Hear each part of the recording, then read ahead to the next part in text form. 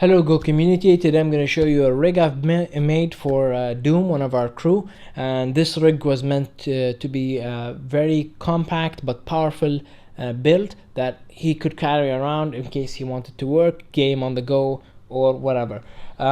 So this build is very similar to a lot of builds out there. It's using the Bitphoenix Prodigy and a mini ITX board. Now with this build, it's using a combination of Haswell and the AMD 7000 series. So let me go with a list of things. Of course, the first thing is the black Bitphoenix Prodigy with a little twist that I'm going to talk about in a bit. The motherboard is an ASRock Z87E ITX. It's a mini ITX board with all the bells and whistles you'd expect from a Haswell board, with USB 3, PCI Express 3, SATA 3, and all of those other things you probably will find in any other board. Now the thing is, I'm not too comfortable with ASRock. I'm getting to know the brand. I'm still in process of either liking them or disliking them. The interface for the BIOS I don't like so much, so that's the negative I have, but the build seems to be running just fine, so that's, I guess, a pro. I'd rather go with an MSI or an Asus, but I only had the ASRock board. Now this ASRock board features Bluetooth and Wi-Fi, so it's a more premium board, as you would see from the Asus board. Some of them have the Wi-Fi and Bluetooth and some other features. Also, this features higher clock rates for the RAM. It allows you to install RAM that's overclocked at higher clocks. So that's one reason I took this board over just taking a board without the Wi-Fi and Bluetooth. The next thing is the Haswell chip that I've dropped in this case, in this motherboard. It's an i7 4770K. Well, that's almost the only option you have for the fastest option you have for an i7 is a 4770K. In case you want to overclock, or the 4770 without the K if you don't want to overclock. Now the turbo boost on this thing is 3.9 gigahertz. I managed to push it to 4.4 gigahertz, but I have to up the voltage to 1.25 volts. Now that's actually very high, so this chip in specific I got seems to be very average, or perhaps even mediocre, because I'm still testing it, because I had to push the voltage to 1.25 to get it to stabilize at 4.4 gigahertz. That's what you expect from the Haswell. With the new architecture and the smaller die, it's just become more difficult to deal with the heat that the Haswell seems to be pushing out. It's a lot of heat. Like with a 1.25 volts, I'm hitting around 90 degrees. That's just almost boiling hot, literally. So that's just a lot of heat that's dissipating through the CPU, and having an air cooling solution with an overclocked Haswell may not be a very feasible option unless you have a very high-end cooling solution like the Noctua NHD14, which is an excellent cooler. And I'll speak about the cooling solution I've installed in just a few seconds. I just wanted to talk about the graphics card and other components first. The graphics card is an XFX 7990. Yes, that's the 7990. That's actually the highest end offering by AMD, unless by any chance they've announced the 9000 series, which is rumored by now. They're skipping the 8000 series, which is available on laptops, and they're going with the 9000 series. Please do check the description. We have an interview with AMD and them discussing the next generation of graphics, where they've neither confirmed nor denied the next gen being soon. So it's a bit ambiguous, but you might get a few info from that. This card is actually pretty darn good because it's quiet. It's running cooler than the 690. We'll have a video up comparing this build with a 690 GTX 690 and an Intel 3770K. It's actually running cooler and at the same time quieter than the 690. Now the thing is, I heard some humming from the 7990 by XFX. I'm not sure if this is the fault of the graphics card, or if it's just a common thing with all of the AMD 7990s, or if I have a defective model. I'm not sure. I'm still diagnosing what's going on with that. If anybody of you knows what's going on, just give me a comment in the description and let me know what's happening so that I can sleep more peacefully at night. Now the next thing is the SSD, which is still on the way. I've ordered it. It's the Samsung 840 EVO 128GB. Now I can't give you any feedback obviously because I didn't receive the piece yet, but the EVO lays somewhere between the 840 and the 840 Pro. The 840 Pro being the best and the 840 being the least powerful out of the three. The EVO sits somewhere in between and is very reasonably priced. The one we got is 128GBs, and it was not meant to be high capacity nor really fast. It's just meant to boot the operating system. Now for storage, we have 3TB of Western Digital Green Edition. Now this is just going to store a few files and all, just to act as a backup drive and as a storage drive.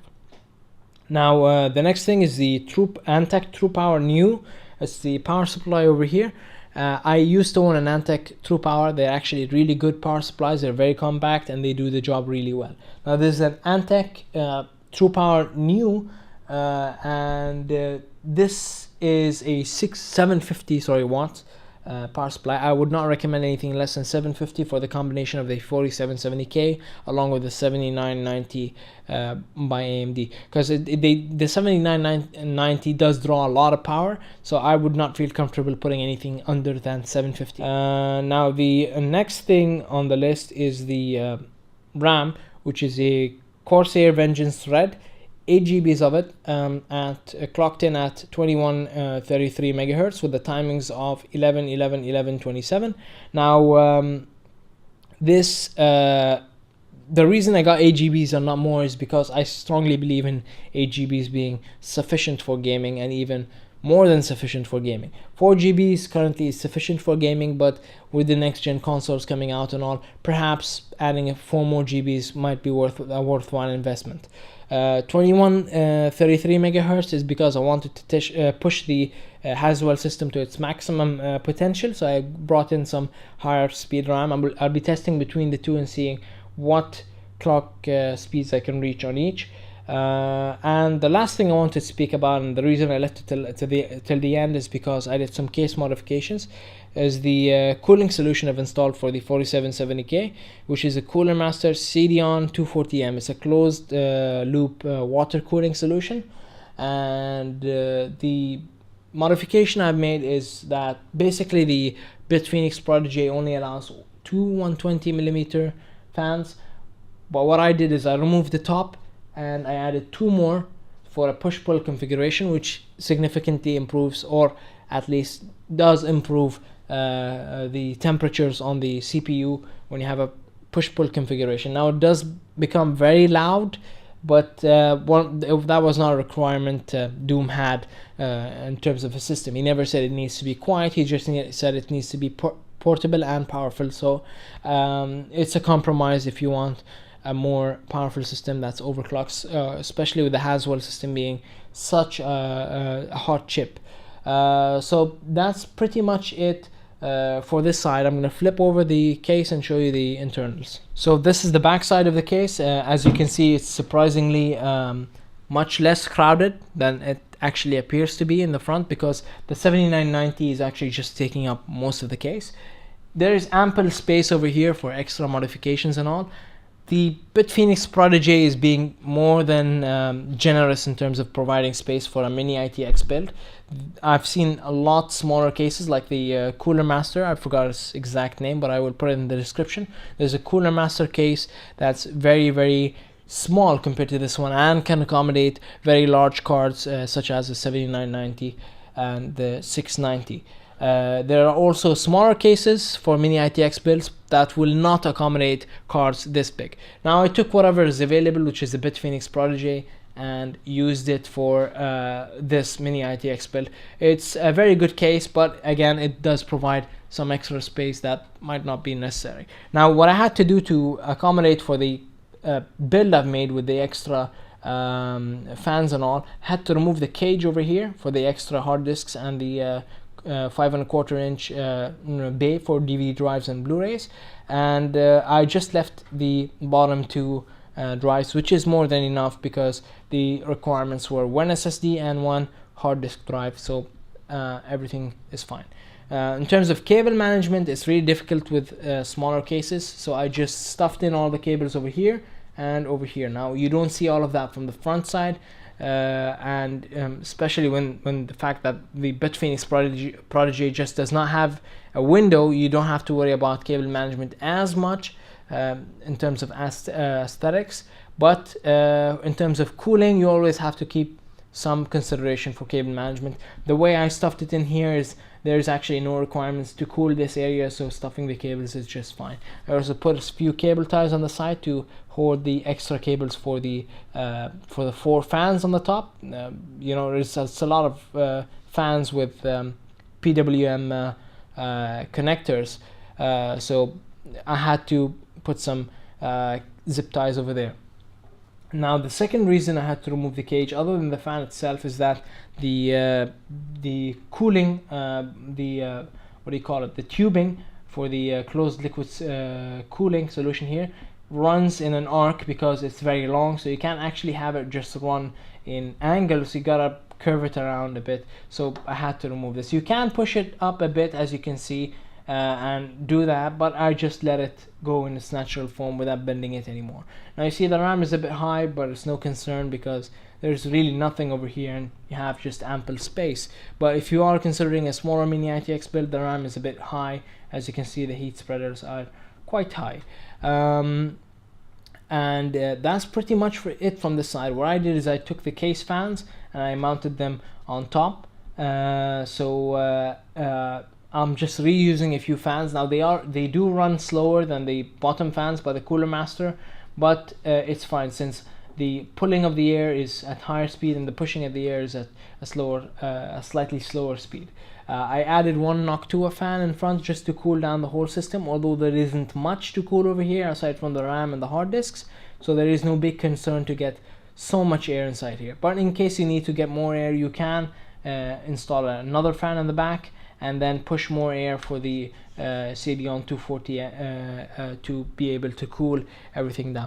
Now let's move on to some gameplay footage of the rig and see what it's capable of. So over here we have the Series 9 Samsung Series 9 S27B970. Now this is pretty much one of the more awesome displays I've seen in my life. It's running at 2560 by 1440. Now that's higher than Full HD, so that's pretty much out of the norms in terms of quality, and it's also very, very nice in terms of color. The Samsung claim that it's color calibrated, and they have some PLS technology that I've really never heard of, but Samsung do have some weird namings in terms of panels. But in the end, what we care is the quality. Now the quality on this thing is just amazing. Most of you are gonna run what do you call it? You're gonna be watching this on YouTube at 1080p, and because we'll render it at 1080p, so you will not see the benefits of the extra resolution. But the idea is I'm running it at that full resolution. I'm running Witcher 2 on maximum everything with uber sampling on, and that kind of kills almost any graphics card out there. But the 7990 with the 47070K seems to be handling it just fine. It's running at 37 to 39 frames right now. There isn't much going on the screen, but like if you see, it's running very smoothly, and I've tried the fighting in the game and it's running just fine, although I had some issues with the Witcher 2 crashing when I have uber sampling on. Let's see if that happens or not.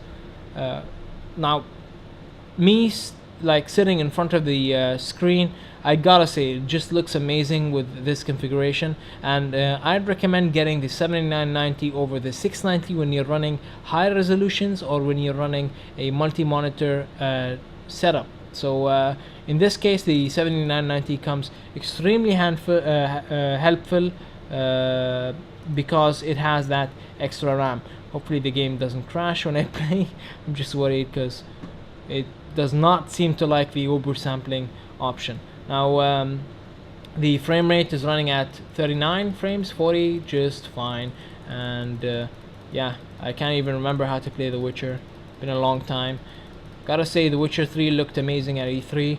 That game was kick-ass when we went there and saw it behind closed doors. I want to show people how The Witcher 3 looks, but like we're not even allowed to take footage when we saw the game. It looks amazing. Anyways, this PC is running games just fine, as you can see. I'll try and run one more game and show you guys how it runs with this configuration. Okay, so now we have Tomb Raider running at 2560 by 1440. Everything maxed out. The game absolutely looks beautiful on max everything. The textures, the geometry, the lighting, pretty much everything, and it's running at 43, 44, 45, around that range of frames. Now let's see some other sequence. Maybe if I can just initiate another sequence. Believe it or not, I actually did not get very far into the game. I just played a bit of it, and that's it.